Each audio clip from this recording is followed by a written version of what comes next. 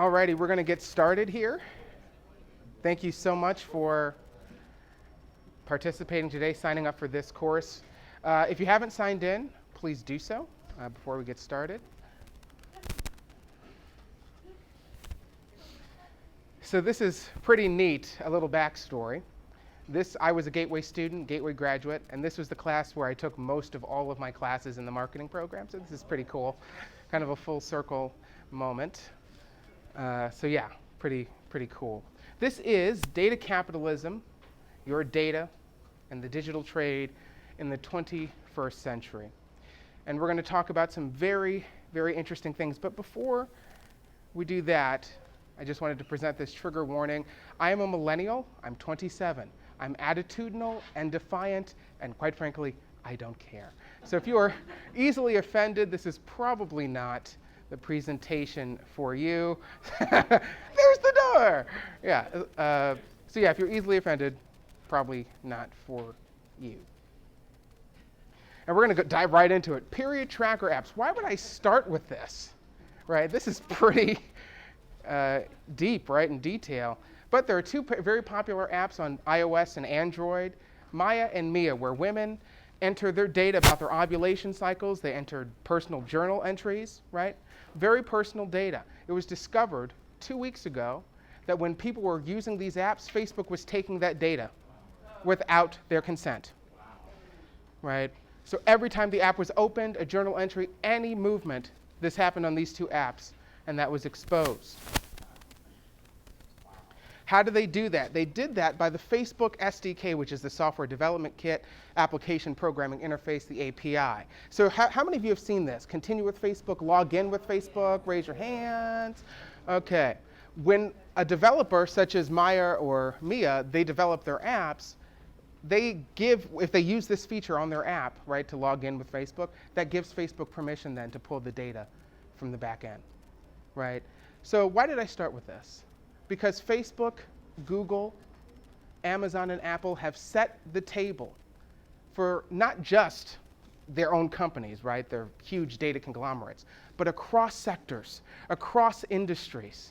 They set the table and the guidelines that we all play with, right? This even affects local media, and I'm going to show you an example of that later on in this presentation. So first, a little bit about me. My name is Troy McDonald. I'm the development specialist at WGTD FM. Awesome, thank you. Appreciate the whoop whoop. So I'm also the digital director. If you look behind you, we are filming this. This is going to be recorded and put on our social. This is Ryan. He is an Indian Trail alum who's been working with us for a number of years now. That's part of my initiative to bring more video into what we do as consumers want more video. So thank you, Ryan, for being here. I got my undergrad here, associates at Gateway in marketing, my BA at UW Stout, and now I'm a master's degree student at Harvard University. I'm a distance student, so I go back and forth to Harvard. That's me on the Harvard campus last fall. I'm going back in a couple weeks. So we're going to start with some definitions, right? Data. What does data mean? And for this purpose of this presentation, it's your internet search history. It's your purchase history. It's your online and offline. So this is not just what you do online. This is offline as well. It's your history of movement and sensitive behavioral information, and we'll talk about that. What makes you tick? What makes you angry? What makes you sad? That's all very pertinent to what we're going to discuss. Data capitalism and data slavery. Now, I'm just going to mention it. This course was originally named Data Slavery. Someone was offended by that, which I think is BS, but it is what it is. But what I meant in that is I'm not talking about taking people, rounding them up on the boat and taking them back to slavery. No. I'm talking about the way that these companies use our data and extract our value without us knowing for their benefit.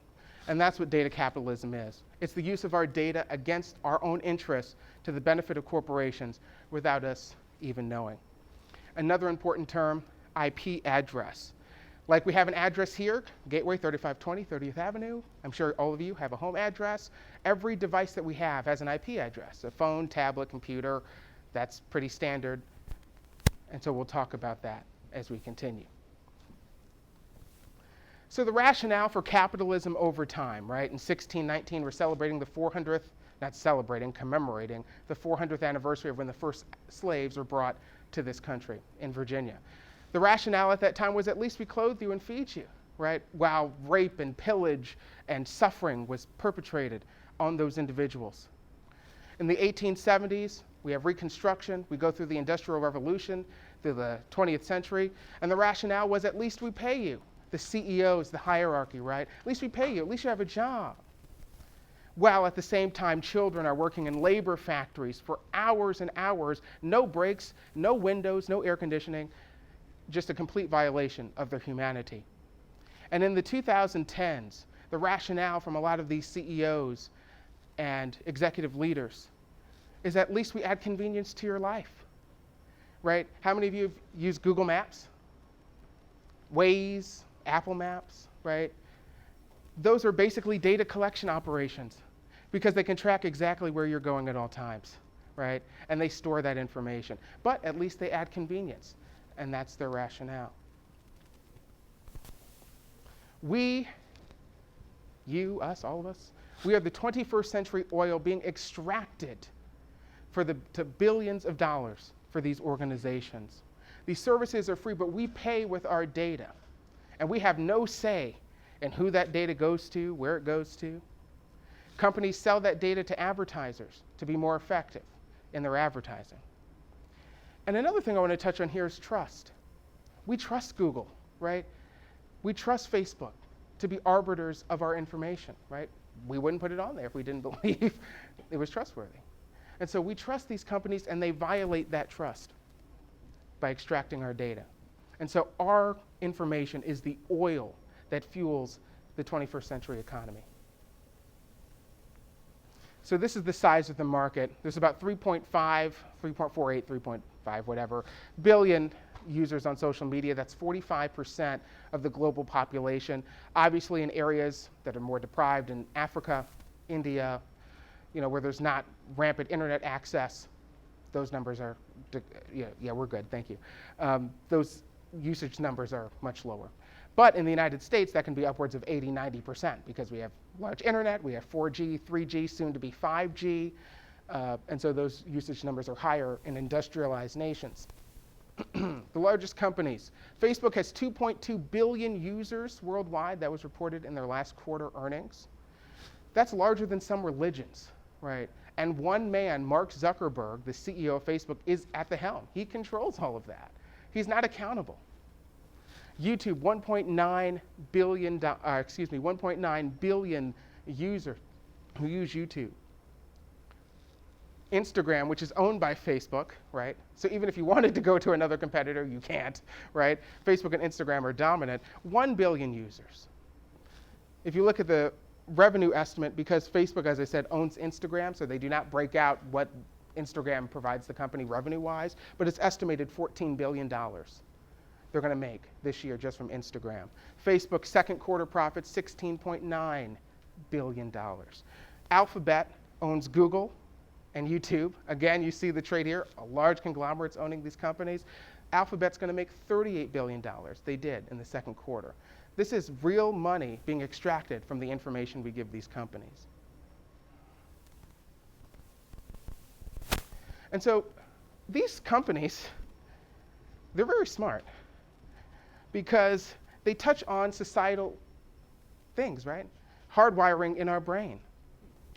Facebook is connection, right? Facebook, when we go to Facebook, we go to see, some cases we stalk our exes to see what they're doing, right? Making sure we have a better life than they do. That's always important. Or we want to go see our crazy uncle, see what he has to say. Or, if he's not drunk or passed out. We all have that uncle, come on. All have that relative, right? It's the white pages of the day, right? It's where you go to find people and connect with people. People say, well, why don't you just quit Facebook? Why don't you just go to another service? That's very hard to do because what makes them so dominant is the fact that everyone's on the platform. It's the network effect, right? If you could just transfer your data and go to another service, that's great, but not everyone's going to be on the new service. What makes them so dominant is that everyone is signed up. And Google equals the brain. I say, and this might be controversial, but again, I do not care, that it's replaced religion in a lot of ways. Not replaced, but it's supplemented. Because we go to Google before we sometimes even pray, before we go to the doctor. How many times have you felt something in your knee, your kid's coughing, something's going wrong, right? And you go to Google, right? What's this symptom? And you diagnose yourself, and then you go to the doctor, and then you make a decision, right? Google is usually the first stop. And remember, these are private companies. They have no obligation to serve us or serve our interests, but we still pray to the altar of these technology gods. Google Trends, right, keeps track of all the searches on Google. Now, to be fair, they make some of this public facing, so you can see how many people search certain things. And so they track the IP addresses. They don't make public who does the search, gender, all that kind of information. But it's still a very interesting look into what people are searching. And this goes again on the trust that we have in these organizations. Here's I went through Google Trends and found some really interesting searches. Why is my poop green? This says huge spike in about 2011 for some, I don't know why, but very interesting, right? Huge, and this is from 2004 to the present, right? People type that in Google. Why do I hate my mom? People actually type this in on Google, right? You can see a spike here. This is over 2004. Thank goodness, a decline, it looks like. We don't want mother hating around. Do I have an STD? Typed right into Google. And look at the incline here. Millennials, what are you doing?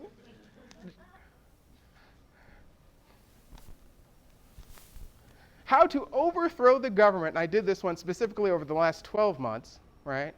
And this is a volume of searches in the United States. People searching this, right? Goes up and down. Should I kill myself? And look at the steady increase as social media becomes more popular in the second half of the last decade, right? Should I kill myself? How to kill someone? My goodness. Right on Google. Pretty steady since 2004. How do I join ISIS? Unbelievable. 2014, obviously that's when news reporting first came out, and we've seen a decline since, right? Now, of course, right, some of these searches are going to be as a joke. Some of these searches are going to be for academic research. But even if there's a portion of people who are conducting these searches with malicious intent, that's a danger to society, right?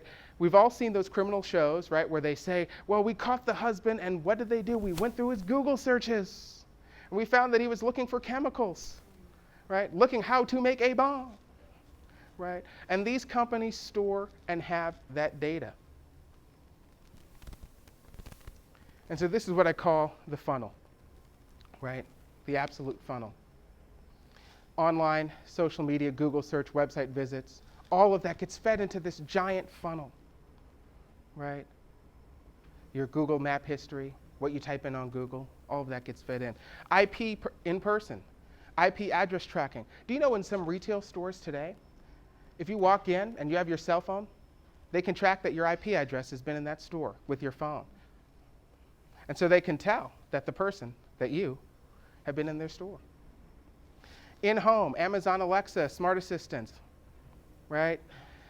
Amazon recently said, oh, we never listen to conversations that you have with us or what you ask. Turns out they had thousands of employees sitting and listening, right? Roku and Apple TV, if you have a smart TV, how many of you have a smart TV? Netflix, Hulu, yep, a lot, right? What you watch can also be fed into this data funnel, right? And these companies can track that. And what's in it for them, right? And you say, well, maybe to serve better advertisements. No, it's deeper than that.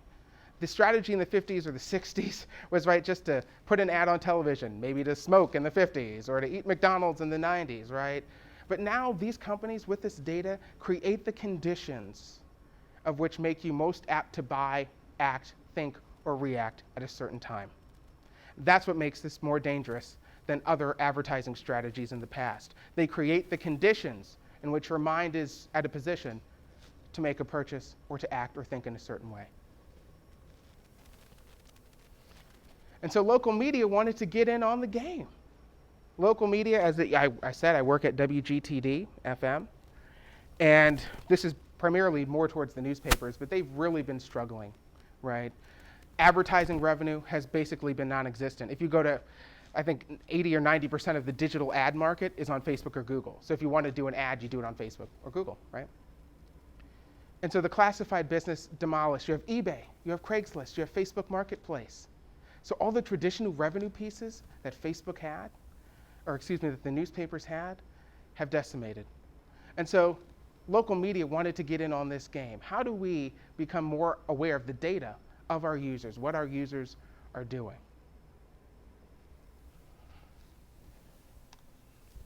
So I wanted to touch on this too. Another big shift is that millennials and Gen Z look at news differently than past generations. Millennials, you might have heard that term a lot, 1980 to 1998. I was born in 92. So I'm a late stage millennial. Gen Zers, 1998, and they're obviously still continuing. They consume news for different reasons. When you ask baby boomers or Gen Z why they consume news, Gen X, which is people born 1950 to 1980, you ask them, why do you consume the news? They say to be informed, to be enlightened, to be engaged. When you ask millennials, they say to be entertained, right?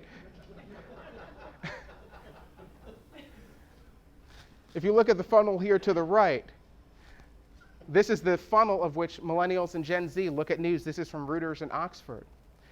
So there's a dedicated time when millennials look at news, right? And they consider that a novel or a TV series. Not sitting down and looking at the news or reading the newspaper. It's watching a TV show or reading a novel. And that's very rare. The dedicated time is very rare. If you look at the updated, that's things when they feel like they have to do it in the morning, they go through Facebook or Instagram or whatever, and they get the news very quickly. Time filler. That means they're bored, right? Millennials and Gen Z cannot be bored, so they pull out their phones and they just scroll, very passive. And then there's intercepted, when they're doing something on their phone and something pops up and they don't even pay attention. This is very different to how past generations have consumed news. Because news, as the local newspapers believed, they never saw a day where digital would overtake the physical, right? Where the physical paper wouldn't be a necessity in someone's life. And millennials and Gen Z, they do not view it that way, right? And so the newspapers in the early 2000s, they just gave away their content for free, put it on their website for free. Dumbest business move ever, right? Because now they've asked people to pay for their subscriptions, and very few people pay for those subscriptions, and the revenue has just decreased. So how does this affect us here, right? Lee Enterprises is one of the biggest conglomerates of newspapers across the country. They now own the Kenosha News. They bought it earlier this year, and they've owned the Journal-Times for a long time. But they also made a very strategic purchase, Lee Enterprises, in 1995. And it's of this organization called TownNews, which is a data collection apparatus, which allows them to get into the game that Facebook and others have dominated. And they've recently retooled their business to accommodate these needs. So what is TownNews? It's a data collection apparatus. Their goal is to create sticky content so that when you click it, you automatically go to the Kenosha News website and they start tracking you immediately. And I'll show you an example of that in a moment. Now, like I said, TownNews owns the Kenosha News and Journal-Times, but they also offer this service to other news organizations throughout the country. So you can pay for this package if you're an outside organization. So they do this with other newspapers, college media, television stations. Here's something directly off of the TownNews site. This is a service called IQ Engage, which is, like I said, a part of the package that Kenosha News has, Journal-Times has, and that you can purchase. Boost engagement with behavioral targeting. Remember that, like what I said earlier, behavioral targeting. I highlighted this specific phrase. Engagement is the lifeblood of your site. If you can't entice users to stick around and consume more content, you're leaving money on the table. Every visitor and click counts. Notice this doesn't say truth is the lifeblood of your site. That's irrelevant. It is irrelevant. It does not matter. The goal is to get people on the site by any means necessary. Here's an example. This was on the Kenosha News, September 8th. This is a story You can't read the headline, but I can read it for you. It says, Jessie Nelson tried to kill herself after being subjected to online trolls. Salacious headline. Here's this, I'm guessing celebrity. I don't mean any shade by that. I don't know who she is. But she's a celebrity, and she tried to kill herself. My goodness. How terrible. Really, right? On the Kenosha News website. But it's by CelebritAment. This is not a local reporter. This is not someone in our community that we trust. And this is right on the website. Kenosha News is as a source of trust. We trust what they put on their website, right? So I digged a little further. Who is CelebritAment? So I went to CelebritAment. This is their website. CelebritAment looks like a TMZ ripoff, a couple of celebrity headlines. But in the bottom right-hand corner, it says powered by Block's content management system, which is the package I was talking about, from TownNews. So TownNews supplies this content to the publishers to get people engaged and enraged. Just click on our site by any means necessary. Once you visit, TownNews collects your IP address, and then they can collect that data with all the other data that's out in that funnel that we talked about earlier, right? And this is information with third-party websites, and I'll show you that. Now, TownNews claims to their credit that they do not store personally identifiable information. But that doesn't stop other third-party sites from doing so, right? They might not store it, but there might be a partner of theirs that does. And so they can still get that information from other sources. So now I'm going to show you that in real time.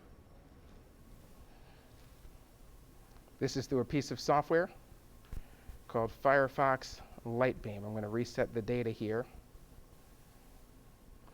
Alrighty, so we're going to go to the KenoshaNews.com. And as you can see right here, these are all the third-party sites connecting to my computer right now, my IP address. Without me knowing, if I did not have this software, you would not know this is happening. And so I'll show you that here. So this is DoubleClick, which is a Google property. They've now connected, and they've seen Google Analytics.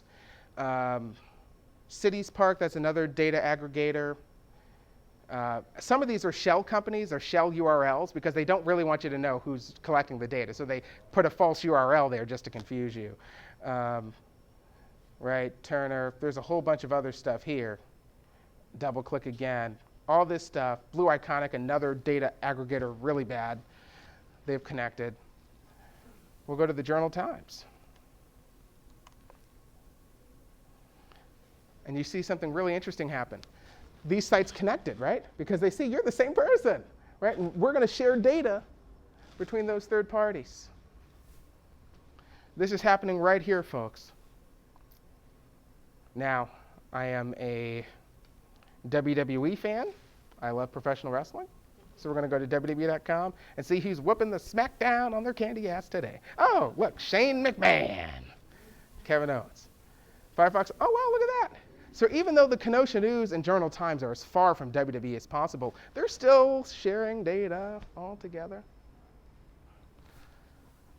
As you can see, it says I visited 3 sites and 108 third-party sites have made connections.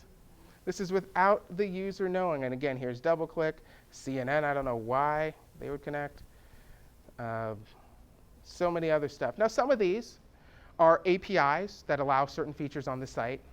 Others are data aggregators who are just collecting that data and storing it. Anyone else want to try a site? Want me to type in a site just to see what happens? Gateway. Okay. gtc.edu. Oops. Okay, where's Gateway? gtc.edu. Yeah, track uVisit. Don't know what that is. Live Chat Inc. So that's an API right there. Yeah, there's a whole bunch of other uVisit. So like I said, some of these are, I've never heard of Crazy Egg. Wow, look at WWE there. That is intense, right? But 118 third-party sites have connected. What happens when you load up Facebook? Good question. We can try that. Let's do it. Okay, so we went to Facebook here. Facebook, okay. So it did not register as a full bubble, which is interesting. Huh. Yeah, they might be too smart to this technology here. Right. You never know, might be misfollowed by Facebook. That is true. So I just went to Walmart.com. This is Walmart right here on the left. And notice how it's creating this big giant web. And just imagine over the last decade, all the searches you've done, all the information you've typed in, personal and otherwise, and how large this map. This is just 4 sites. Yeah, we can try Amazon. Amazon.com. Okay, there's Amazon. It's not letting me. Oh, wow, look at that. There it goes. So this is Spot Exchange, which is another data collection. Adform, another data collection. That's an API. That's a Pixel, which is very, I'm not going to go into detail, but that's troubling. Criterio, another big data aggregating site that stores data. Facebook owns Twitch TV, so that's interesting, or Amazon. Yeah, and they're still, it's still going. If you close the window, does that dot still stay there? Like, is it still connected to your... Yes, it stays on the, so I've already overwritten, so it still stays. Yes, so even if I close the window, they still understand that I've been there. And yes, there is no way to, yes. Is there any way of disconnecting those? We'll talk about that in a little bit, but it's very difficult, and most consumers do not do that. So this is eBay. Wow, where is eBay? It's one of these, right here. How about BibleGateway.com? Bible Gateway? Yeah. Okay. It's like one of the most popular sources of... Oh, goodness gracious. There it is right there. Wow. Oh, hey, oh, God. Literally. Yeah. And see, what's interesting is that if each of these... Translations of the Bible. And one of the biggest... Wow. Yeah, so it's absolutely... Okay, I just want to make sure this is... Okay. So we saw that in real time that these websites are collecting this. This goes across the website. So somebody asked me when I was preparing this, well, if I click on the Kenosha News article that's not written by a local reporter, does this happen across the Kenosha News site? Yes, it does. So it doesn't matter what you click. But the goal of those salacious headlines is to get you to click more regularly, right? If you see something that, oh my God, that's crazy, you're more apt to click it. So this is happening in the dark. I call it the connection map of hell, right? Without special tools or software, without the know-how, people don't even know this is going on, right? And so third-party sites are being cracked down on, right? There's some regulation that is being proposed, but it's still going on, as we can clearly see. This is still a major issue. So TownNews is powered by Lotame, which is one of the largest data aggregators. So they house all of this data. They make sense of all those connections. And look at their logo. It looks like one of the connection maps. They're brazen about it. They don't give two about it, right? And so Lotame got in trouble when NPR discovered in 2013 that when you were typing in on like OkCupid or the dating sites, if you smoke or drink or whatever, they were collecting that data and selling that to advertisers, right? And Lotame powers the back end of TownNews. So why should we care, right? Why should we matter about all of this information, right? People say, well, I get a discount, I get a coupon, right? I get more ads that are relevant to me. And the answer is because these companies use this to emotionally target us, right? It was found a couple of years ago that Facebook had like an A/B test. On one side, they showed people positive stories, and on the other side, they showed people negative stories. Lo and behold, guess what happened? People who saw the negative stories, who negatively reacted, felt more negative in their everyday lives, and the vice versa on the positive side, right? So why this matters is because we are creating the conditions which allow these companies to manipulate us. About a year after this, they said, wow, that study worked so well. So they launched the emotion emojis. How many of you have seen those on Facebook posts? The happy face, the sad face, whatever. We tell them what makes us tick now. It works so well, we'll have them tell us, right? And so every time you hit the sad emoji, the angry emoji, we're telling these companies what makes us tick. We're lab rats. Another reason, teen depression and suicide rates are astronomical. This is from 2009 to 2017. Teens 14 to 17. 2009, 14% reported. This is reported by Time magazine. Reported having suicidal or depression, right? Suicidal thoughts or having depression. That number has gone up to 60% in 2017. That is unbelievable. If any of you taught in any of your classrooms or in any of your lines of work, and 60% of people said they were depressed after encountering with you, you'd be out of a job, right? Yet these companies continue, right? And so, of course, what has happened? Rise of mass shootings in schools. That's a reason for young kids to be scared and frightful, right? But the largest change that's happened between this time is social media and the addiction patterns. Because when you open up those apps, you usually see things that you're more apt to watch and stick with, right? So how are you addicted? I mean, if you spend more than an hour a day on it, are you addicted? Or? Right. I mean, there's some studies that show that teenagers are spending roughly 4 to 5 hours a day. And so you have to remember that they're not sitting for 4 or 5 hours. It's pulling it out during class, right, or what have you, and engaging. Yes? One correlation I'd like to point out here, too, is think about the smartphone era that we're in now. Yes. When did that actually start? Started in about 2009, 2010, right? So the first iPhone came out, yeah, you're 100%. And you're not tethered, right, to your home DSL or AOL connection, that annoying dial-up sound, right? The phone has data on it, right? Absolutely. And the first iPhone came out in 2007. And so by 2009, it had been pretty common for people to have smartphones. So here's what they really mean. Users, our customer base. That's what Facebook, Google, Amazon, even the Kenosha News, Journal Times, how they think of us. They think of us no different than cocaine addicts, opioid addicts. We're the same thing to them, right? That's how they view us, right? Addicted to their services, their goal is to create addiction to their platforms. We'll do better, which in reality means we have no plan to do anything about it. We don't care. Right, when you're making billions of dollars, why do it? See here on the left, you see Martin Luther King Jr. doing what he did best, fighting for the equality, allowing me to be in the position where I am today. He got attention, right, just like people do on social media, but he did it for good, right? He changed the hearts and minds of Americans. You have the men and women of NASA who worked so hard to show us the possibilities of our nation, the highest expression of ourselves. The smartest people solve the toughest problems.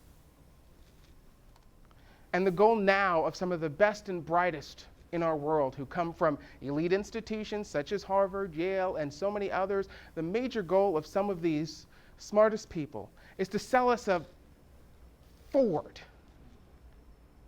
That's a disgrace. That is an absolute disgrace. I believe we're screwed. I can stand up here and BS you. I could say, oh, we're going to be fine. I think we're past the point of no return. These companies have so much data on us that there's no way that we'll be able to get that back. I mean, they have it instantly on us. But there are some things that have been happening as of late that have moved us in the right direction. Google was fined $170 million for violating kids' privacy on YouTube. They were tracking children when they were using the YouTube app and manipulating their feeds of what they saw on YouTube Kids, right? $170 million. Remember I told you their parent company, Alphabet, made $38 billion last quarter. $170 million fine, just to put that in perspective. The FTC approved a fine against Facebook for some of their practices. How many of you have taken a quiz on Facebook? Not anymore. Yeah, exactly. I'm just going to talk. That's part of why they got their fine. People would take quizzes, and their data was being siphoned off on the back end. And so they would say, oh, wow, this person does not like immigration, or they like whatever issue, or they hate this person, like this person. And they would target the ads at those people. Facebook was fined $5 billion. Remember, their quarterly profit, $16 billion. Google was fined in the EU over their online ad strategies. They were paying off phone people and phone vendors to put Google search as the primary search, anti-competitive. They were also prioritizing when you type in, like, say you want to go to a restaurant, right? They would put a Google review first and delist Yelp or TripAdvisor or other competitors, right? So they got fined for that. But this is a slap on the wrist. These companies make billions of dollars a quarter. This is an insurance payment. So if you park in downtown Chicago, right, and you know the parking's $30, whatever, and you know you're going to be longer than the 3 hours they allow, but the fine is only 25 cents, you're going to continue to park wherever long you want. Just pay the fines. That's what this is. We need transferable data. In Europe, they have much stricter laws than they do here, right? Facebook had 1,200 pages of data. This is from Wired magazine. 1,200 pages of data on one man in 57 categories, tracked from all of the different places I talked about. In the United States, we do not have access. We cannot go to Facebook and say, hey, let me see what you have on me. So at least I can be an educated consumer if I can quit the service or what have you. We don't have that ability to see what they know about us. So I think we need to move in that direction. And some states are pushing that. California is working towards this as well. Antitrust regulation. All 50 states have announced that they're going to look into antitrust, anti-competitive regulation against these companies.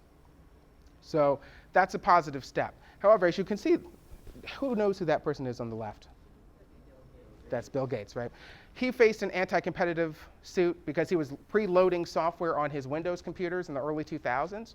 The browser, Internet Explorer, how many of you use that? Most people have switched over to Chrome by now.